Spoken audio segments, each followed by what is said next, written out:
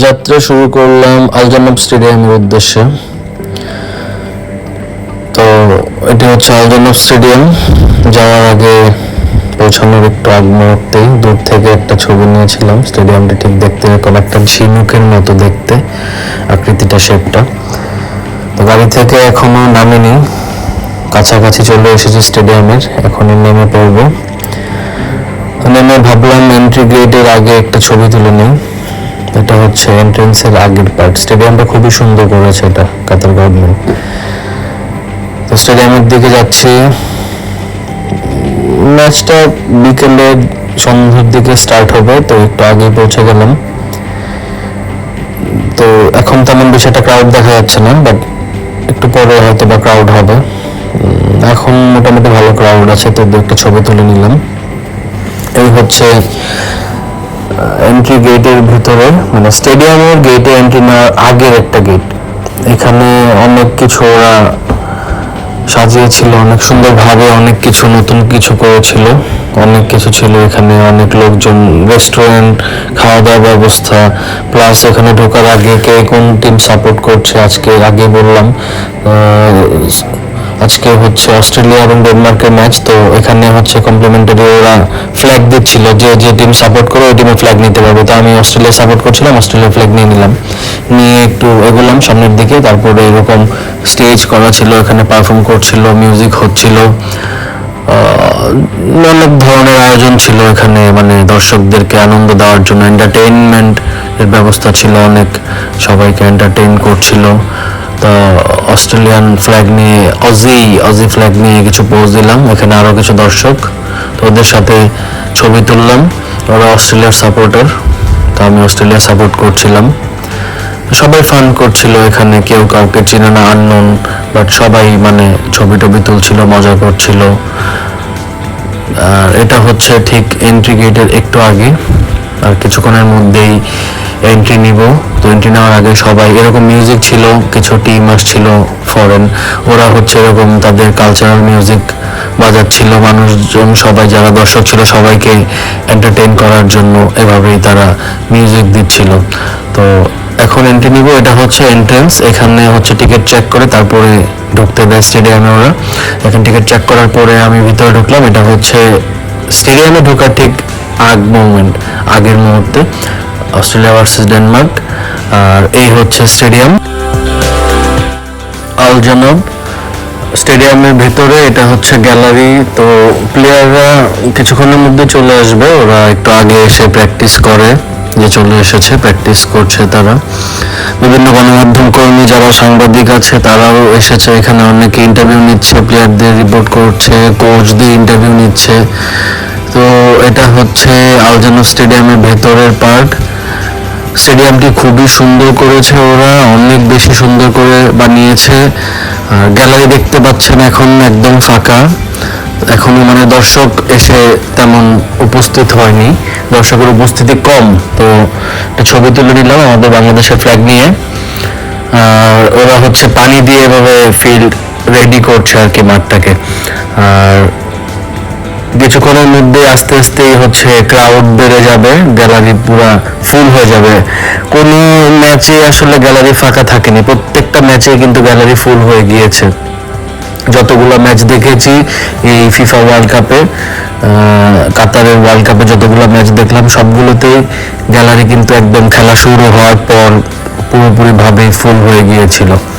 তো এই হচ্ছে গ্যালারিতে দাঁড়িয়ে একটা ছবি তুললাম। আর আশেপাশে আস্তে আস্তে করে মানে দর্শকের উপস্থিতি বাড়ছে। তো কিছুক্ষণের মধ্যে আপনারা দেখতে পারবেন একদম গ্যালারি পুরোপুরি ফুল হয়ে গিয়েছে। ম্যাচ শুরু হবে। অ্যাকচুয়ালি অস্ট্রেলিয়া এবং ডেনমার্কের ম্যাচটা, এটা আসলে ওরকম কোনো মানে খুব মানে হাই ভোল্টেজ কোনো ম্যাচ না, কারণ দুটা টিমই একেবারে খুবই যে ভালো টিম এরকম না। হ্যাঁ, মোটামুটি। এরা হচ্ছে এখানে স্বেচ্ছাসেবক কর্মী, তো ওরা হচ্ছে সিট প্ল্যানগুলো দেখিয়ে দেয় ভিতরে ঢুকলে, কিভাবে আপনি বসবেন, কোন আপনার সিট নাম্বার অনুযায়ী রোগুলো ওরা চেক করতে ইজিলি, মানে ওরা আপনাকে একদম ফাইন্ড আউট করতে আপনার সিটটাকে হেল্প করবে। আর এভাবে হচ্ছে ম্যাচ স্টার্ট হওয়ার আগে ওরা এইভাবে একটা আয়োজন করে, জাতীয় সঙ্গীত হয়, তারপরে বিভিন্ন আলোকসজ্জা হয় এগুলো ওরা দেখায়, দেখতেই পাচ্ছেন আপনারা। কিছুক্ষণের মধ্যেই ম্যাচ স্টার্ট হবে। তো ম্যাচ স্টার্ট হওয়ার আগে ওরা হচ্ছে এভাবে খুব সুন্দর এক্সাইটিং ভাবে, একদম একটা মনোরম একটা পরিবেশ, খুব সুন্দরভাবে ওরা সেলিব্রেট করে ম্যাচটা স্টার্টের আগে, এবং এটা উপভোগ করার মতো একটা মোমেন্ট। এই টাইমটা খুবই সুন্দর, ফায়ারওয়ার্কস থাকে, সবকিছু মিলিয়ে একদম এক কথায় খুবই সুন্দর, খুবই নাইস, এক্সিলেন্ট একটা পরিবেশ ক্রিয়েট হয় আর কি। তো সবাই এনজয় করছিল, ভিডিও করছিল, এই টাইমটা দেখছিল, লাইটিং দেখছিল। আর এখন টোটাল পুরো গ্যালারিটি মানে ফুল হয়ে গিয়েছে, আপনারা দেখতে পাচ্ছেন দর্শক উপস্থিতি এখন অনেক বেশি, পুরো গ্যালারি এখন ভরে গিয়েছে। তো এই স্টেডিয়ামটা আবার একটা দিক হচ্ছে উপর দিকে দেখেন যে পুরো স্টেডিয়ামটার উপরে মানে ফাঁকা জায়গাটা ওরা আবার হচ্ছে এটা ছাদটা একদম লাগিয়ে ফেলা যায়, এই ছাদটা মানে আবার বন্ধ করে দেওয়া যায় উপরে, মানে বৃষ্টি হলে ভিতরে কোনো বৃষ্টি আসবে না, এইভাবে ওরা বানিয়েছে। দেখতেই পাচ্ছেন যে উপরের সাইডটা, বৃষ্টি হলে এটা একদম বন্ধ করে দেওয়া যায়, কোনো বৃষ্টি পড়বে না স্টেডিয়ামের ভিতরে। ওরা এইভাবেই সেট আপটা করেছে, এইভাবে বানিয়েছে স্টেডিয়ামটাকে। দেখতেই পাচ্ছেন সবাই মোবাইল ফোন নিয়ে একদম ভিডিও করায় ব্যস্ত, সবাই হচ্ছে এই মোমেন্টটা সবাই এনজয় করছে এবং ভিডিও করে রাখছে এটা স্মৃতিটা ধরে রাখার জন্য। তো আমি প্রথমে যেমন ভেবেছিলাম যে এই ম্যাচটা হয়তো এতটা এক্সাইটিং হবে না বা উপভোগ করার মতো হবে না, কিন্তু না, আসলে ম্যাচটা দেখার পরে এখানে যাওয়ার পরে আসলে টোটালি মানে স্টার্ট হওয়ার পরে ম্যাচ টোটালি ধারণা পাল্টে গিয়েছে। ম্যাচটা আসলে অনেক বেশি এক্সাইটিং ছিল, উপভোগ করার মতো। আসলে ফিফা ওয়ার্ল্ড কাপ কাতার 2022 টোটালি একটা এক্সাইটিং ইভেন্ট ছিল, একদম শুরু থেকে শেষ পর্যন্ত অনেক বেশি এক্সাইটমেন্ট ছিল পুরো ইভেন্টটাতেই। প্রত্যেকটা ম্যাচে আপনার হচ্ছে অনেক মজা হয়েছে, শুধু যে ভালো টিমের ম্যাচ, হাই ভোল্টেজ ম্যাচগুলা এই টাইপের কিছু না, মানে সব ম্যাচেই একটা আপনার এক্সাইটমেন্ট কাজ করেছে দর্শকদের মাঝে। ওরা ঠিক এইভাবেই মানে পরিবেশটা এরকম ভাবে ওরা মানে ক্রিয়েট করেছে। তো ম্যাচ দেখছিলাম, সাথে করে আসলে বাংলাদেশের ফ্ল্যাগ নিয়ে গিয়েছিলাম, এটা খুব ভালো লেগেছিল যে বাংলাদেশের ফ্ল্যাগটা নিয়ে যাই সাথে করে, সবাই দেখবে। তো এই তো গ্যালারিতে দেখতেই পাচ্ছেন আপনারা একদম ফুল, ইতিমধ্যে গ্যালারিটা ফুল হয়ে গিয়েছে, দর্শক উপস্থিতি একদম টোটালি 100% বলা যায়। এখন কোনো সিটে আর খালি নেই, একটা সিটও খালি নেই, টোটালি ফুল হয়ে গিয়েছে।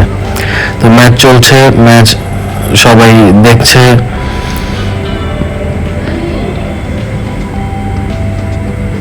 এই হচ্ছে প্লেয়াররা, একটা কাছ থেকে প্লেয়ারদের ছবি তুললাম, প্লেয়ারদের একদম কাছেই সামনে থেকে একদম দেখেছিলাম। তো এটা আসলে খুবই একটা ডিফারেন্ট এক্সপেরিয়েন্স বলা যায়, একদম কাছে থেকে ফুটবল প্লেয়ারদেরকে দেখা বা ওরা খেলছে, খেলাটা দেখা, উপভোগ করা, এটা আসলে খুবই অন্যরকম একটা মুহূর্ত। এটা ওখানে যারা গিয়েছে শুধু তারাই বুঝতে পারবে যে কতটুকু এক্সাইটিং এটা আসলে। তো দেখতে পাচ্ছেন খেলা চলছে। তো সবাই অনেক চিয়ার করছিল, যার যার টিম যেই টিম সাপোর্ট করছিল। তো আমি তো অস্ট্রেলিয়াকে সাপোর্ট করছিলাম, অস্ট্রেলিয়া টিমটাকে আমার ভালো লেগেছিল, তো আমি অস্ট্রেলিয়া সাপোর্ট করছিলাম। আরেকটা ব্যাপার আমি বলি, আপনারা আমার চ্যানেলটা সবাই সাবস্ক্রাইব করবেন, অবশ্যই সাবস্ক্রাইব করবেন। Please do subscribe my channel MD Mehedi Hasan. এখানে আপনারা নিউ ব্লগ পাবেন, not only about world cup, এখানে আরো নানান ধরনের ট্রাভেল ব্লগ পাবেন। নেক্সট আমি আরো কিছু ট্রাভেল ব্লগ বানাবো, যেগুলো হয়তো আপনাদের দেখে ভালো লাগবে, এনজয় করবেন। তো please do subscribe my channel. তারপর ম্যাচ শেষ হওয়ার পরে আসলে এখানে স্টেডিয়াম থেকে বের হওয়ার পরের মোমেন্ট, এটা অনেক ক্রাউড ছিল, এভাবেই অনেক আনন্দ করতে করতে সবাই বের হয়ে যাচ্ছিল এবং সবাই আস্তে আস্তে বাইরের দিকে বের হচ্ছিল। ম্যাচ দেখা শেষ হওয়ার পর ওইখানে আবার ব্যবস্থা ছিল ফিফা কর্তৃপক্ষ, ওরা হচ্ছে আবার ওই ইভেন্টে ওরা ট্রান্সপোর্টেশনের ব্যবস্থা রেখেছে। আপনি চাইলে ওদের ওই ফিফার বাস ছিল এখানে, ওই বাসে করে আপনি যেতে পারবেন, ওই বাস যেখানে যায় সব এরিয়াতে যায় মোটামুটি, তো ওখানে যাওয়া যেত। আর আপনি ইচ্ছা করলে আপনি আপনার মতো করে যেতে পারবেন, কিন্তু ট্রান্সপোর্টেশনটা ওরা ফ্রি রেখেছিল, অনেক সুন্দর নাইস এবং ভালো লেগেছিল। অনেকেই ট্রান্সপোর্টেশন ইউজ করেছে, অনেকে কি ম্যাক্সিমাম সবাই ওই ফিফা ট্রান্সপোর্টেশন ইউজ করেছে। আর ম্যাচ শেষ হওয়ার পরে এরকম বিভিন্ন টাইপসের মানে কালচারাল মিউজিক করছিল, লাইভ মিউজিক, যেগুলো মানে দর্শকদেরকে আনন্দ দেওয়ার জন্য নানান ধরনের আয়োজন ওরা করেছিল আর কি, যেগুলো আসলে দেখে ভালো লাগার মতো কিছু বিষয়। ডিফারেন্ট দেশের ডিফারেন্ট কালচারের ডিফারেন্ট মিউজিক ওরা প্লে করছিল দর্শকদের উদ্দেশ্যে, এখানে যারা খেলা দেখতে এসেছে। তো এগুলো দেখে সবাই অনেক এনজয় করেছে, একদম ভিড় করে সবাই গোল করে দাঁড়িয়ে দেখেছে। এখানে জুস খেয়ে নিলাম। আর এটা হচ্ছে এখন আরেকটা স্টেডিয়ামের দিকে যাচ্ছিলাম, তার পরের দিনের ভিডিও এটা। তো এটা হচ্ছে ক্রিস্টিয়ানো রোনাল্ডো বলে সবাই স্লোগান দিচ্ছে, আপনারা শুনেন।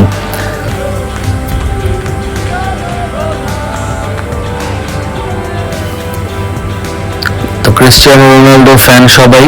পর্তুগালের ম্যাচ ছিল এটা, পর্তুগাল ভার্সেস সাউথ কোরিয়ার একটা ম্যাচ ছিল। এই ম্যাচটা দেখেন সবাই কিভাবে চিল্লাচ্ছে ক্রিস্টিয়ানো রোনাল্ডো।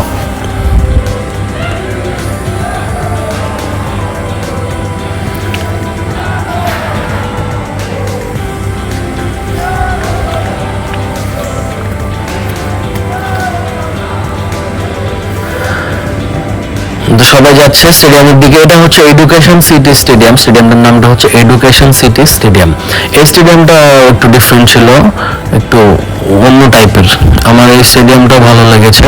তো এখানেও এই টাইপের মিউজিকের ব্যবস্থা ছিল, বিভিন্ন কালচারাল মিউজিক, গান গাচ্ছিল দর্শকদেরকে আনন্দ দেওয়ার জন্য, এন্টারটেইন করার জন্য। তো এই স্টেডিয়ামটার আশেপাশে প্রচুর দর্শক এসেছিল CR7 এর ম্যাচ দেখার জন্য। সবাই টিকিট পায়নি, যারা টিকিট পেয়েছে শুধু তারাই দেখতে পেরেছে। তো অ্যাকচুয়ালি টিকিট আসলে আগে থেকে যারা কালেক্ট করে রেখেছিল শুধু তারাই আসলে ম্যাচ দেখতে পেরেছে, এরকম না। টিকিট ওখানে গিয়েও পাওয়া গিয়েছে, কিন্তু এটা লাকিলি, আপনি যদি ইফ ইউ আর লাকি দেন আপনি পাবেন, আদারওয়াইজ আপনি এমন না যে একদম অ্যাভেলেবেল টিকিট ছিল এখানে যাওয়ার পরেই আপনি টিকিট পেয়ে যাবেন, ব্যাপারটা এরকম ছিল না। তো আগে থেকে টিকিট করে রেখেছিল যারা, তারাই আসলে ভালো, ওটা বেস্ট ডিসিশন ছিল। আমি আগে থেকে টিকিট করে রেখেছিলাম, পর্তুগালের ফ্ল্যাগ নিয়ে একটা ছবি তুললাম। তো এডুকেশন সিটি স্টেডিয়ামটাতে প্রচুর ক্রাউড ছিল, অনেক বেশি। আর এই স্টেডিয়ামটার বাইরের সাইডে জায়গা একটু কম ছিল, এত বেশি খোলামেলা জায়গা ছিল না আলজানো স্টেডিয়ামের মতো। এটা হচ্ছে সৌদি আরবিয়ার ফ্ল্যাগ, সাথে আছে এক বড় ভাই। সৌদি আরবিয়ার ফ্ল্যাগ নিয়ে একটা ছবি তুললাম। তো এই স্টেডিয়ামের আশেপাশে যেমন বলছিলাম যে এত বেশি জায়গা কম ছিল, অন্য স্টেডিয়ামের মতো বেশি খোলামেলা জায়গা ছিল না, যেই কারণে এটাতে ক্রাউডটা বেশি ছিল। এটা হচ্ছে এডুকেশন সিটি স্টেডিয়াম। এই স্টেডিয়ামটা একদম টোটালি দেখতে একটা টুপির মতো, একদম টুপি যেরকম মাথায় পরে ওই টাইপের মানে একটা শেপ আকৃতি করে বানিয়েছে। আর এভাবে ওই ঘোড়া দিয়ে ওরা হর্স রাইডের ব্যবস্থা রেখেছে, এখানে ওই হর্স শো করেছিল, এভাবে ওরা হচ্ছে মানে এন্টারটেইন করার জন্য। তো CR7 এর রোনালদো R7 টি শার্ট পরে গিয়েছিলাম। আর এটা হচ্ছে ম্যাচ শেষে ওই মেট্রো স্টেশন দিয়ে এখন আমি আবার ফিরে যাব আমার গন্তব্যে। তো নেক্সট আবার কোনো ব্লগ বানাবো, ওই ব্লগে আপনাদেরকে দেখাবো, আশা করি আপনাদের সাথে আবার দেখা হবে। তো সবাই আমার চ্যানেলটি সাবস্ক্রাইব করবেন, নতুন নতুন ব্লগ দেখতে চাইলে আমার এখানে ক্লিক করবেন, বেল বাটনে ক্লিক করবেন। এই তো আর কি, সবাইকে ধন্যবাদ, অনেক অনেক ধন্যবাদ আমার ব্লগ দেখার জন্য। আমি আশা করি সবাই অনেক পছন্দ করবেন, আর যত বেশি ভিউ হবে আমি আরো ব্লগ বানানোর চেষ্টা করবো। ধন্যবাদ সবাইকে, খোদা হাফেজ, সবাই ভালো থাকবেন, ধন্যবাদ।